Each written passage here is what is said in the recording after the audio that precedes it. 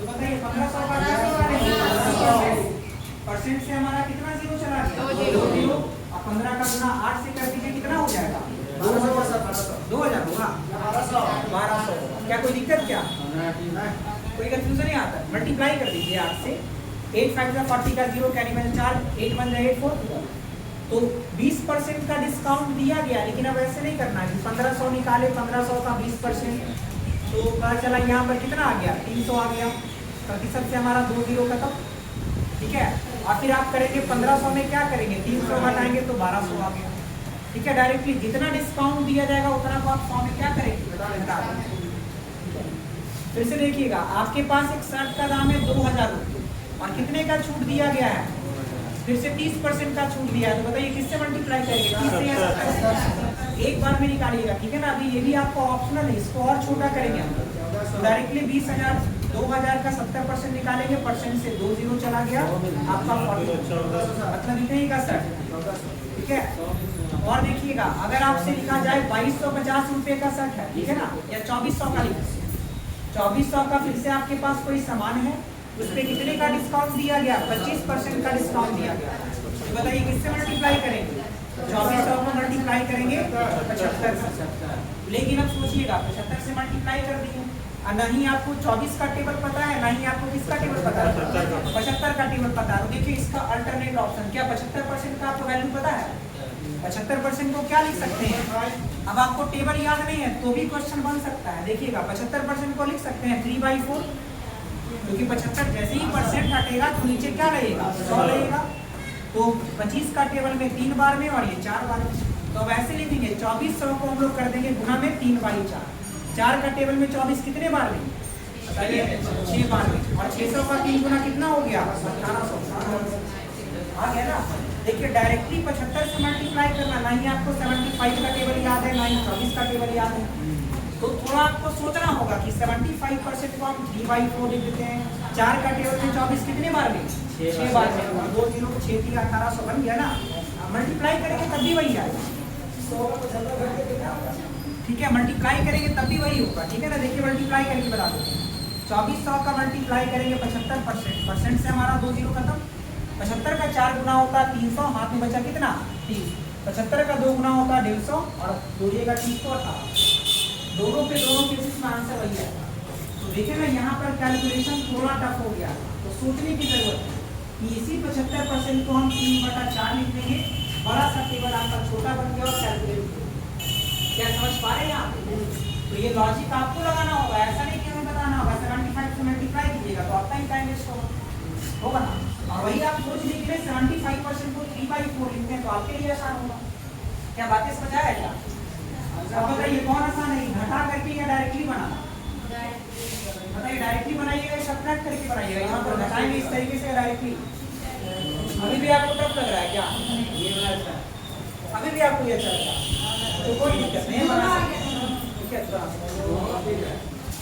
चलिए देखिएगा next question की तरफ देखते हैं। देखिए लिखा गया है एक एलईडी का अंकित मूल्य 8000 रुपये है, डीलर इस पे 10% और 20% की 2 छूट देता है। तो यहाँ पर आपको सक्सेसिव लगाने की जरूरत नहीं है, डायरेक्टली क्वेश्चन को बनाएंगे। ठीक है, डायरेक्टली क्वेश्चन को बनाएंगे। तो बताइए टीवी का मूल्य कितना रुपया? 8000 रुपया। पहला डिस्काउंट कितने का दिया? 10%। तो 100 का सामान 10 का छूट कितना परसेंट हो गया? 90% हो गया। अब भूल जाइए इसको, ठीक है ना। फिर कितने का डिस्काउंट दिया गया? 100 का सामान 20 का हो गया। आप परसेंटेज काट सकते हैं चाहे तो 90 का 20 दिए तो 80 आएगा। 80 है ना। 8000 रुपये इसका दाम है। अच्छा, एक ही बात याद रखिए, कोई भी चीज हमेशा अपने आप में 100%।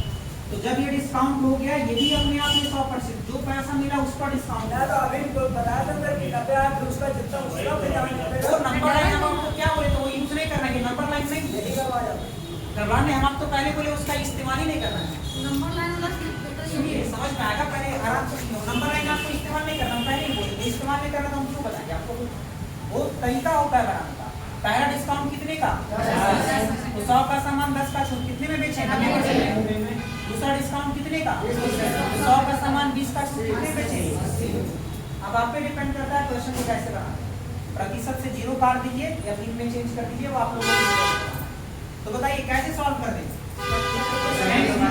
परसेंट से हमारा एक जीरो और दो जीरो खत्म, परसेंट से हमारा दो जीरो। देखिए 80 का मल्टीप्लिकेशन किसके साथ? 72 के साथ। क्या देखिए कोई इकाई अंक लग सकता है क्या? इकाई अंक लग सकता है क्या? देखिए मल्टीप्लाई करने के बाद कितना जीरो आएगा? एक जीरो। बताइएगा एक से एक पूछा 60 देखिएगा केवल एक ही ऑप्शन में जो कि ऑप्शन नंबर तो लगाइएगा तो बना दिया आपने। बात समझ आया क्या? तो आप देखिए इकाई अंक लगा सकते हैं, इकाई अंक में जीरो तक चलिए ठीक है, यहाँ 60 है यहाँ 600 है, क्या कोई दिक्कत क्या? मल्टीप्लाई करेंगे तो कर सकते हैं, लेकिन देखिए अगर इसको आप देख करते हैं तब क्या होगा? ये 8000 का 8000 90% का मान कितना होता है? 9/10। 80% का मान कितना होता है? 4/5। देखिए 0 से 0 तो क्या ना, अगर आप चेक कीजिएगा तो ये भी बड़ा क्लोज है। 5 का टेबल में कितने बार नहीं? 16 बार। देखिए 160 का गुना 36 के साथ ये भी बड़ा है, तो मल्टीप्लाई करेंगे तो वही आएगा 16 का 6 गुना 96, हाथ से बचा 9, 16 3 48 और 9 कितना होता है? 57 होता है। हाँ यहाँ भी जब 60 से लगाए ना वो 57 होता है। ठीक है, दोनों में आंसर आपका सेम आएगा, चाहे आप लॉजिकली बनाइए चाहे डायरेक्टली। ठीक है, कोई दिक्कत क्या? बताइए समझ आ रहा है?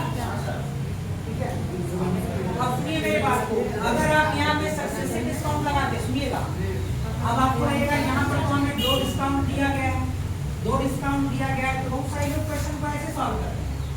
सबसे पहले वो निकालेंगे 10% और 20% का सिंगल डिस्काउंट देना। 10% और 20% का सिंगल डिस्काउंट आप लोग कैसे निकालते हैं? ऐसे निकालते हैं 10 गुना में 20 बाई में क्या हो गया? 2 जीरो से 2 जीरो खत्म, तो 30 में 2 चला गया, कितना आ गया? 28%।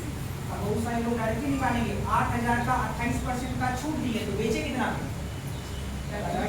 72 में, 72% में, फिर परसेंट से 2 जीरो खत्म, मल्टीप्लाई कीजिए तब भी वही आंसर आएगा। 8 दूनी 16 का 6, हाथ में बचाइए 5 दूनी 56 और 57।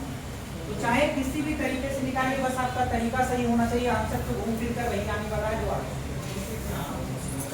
बताइए कोई दिक्कत क्या?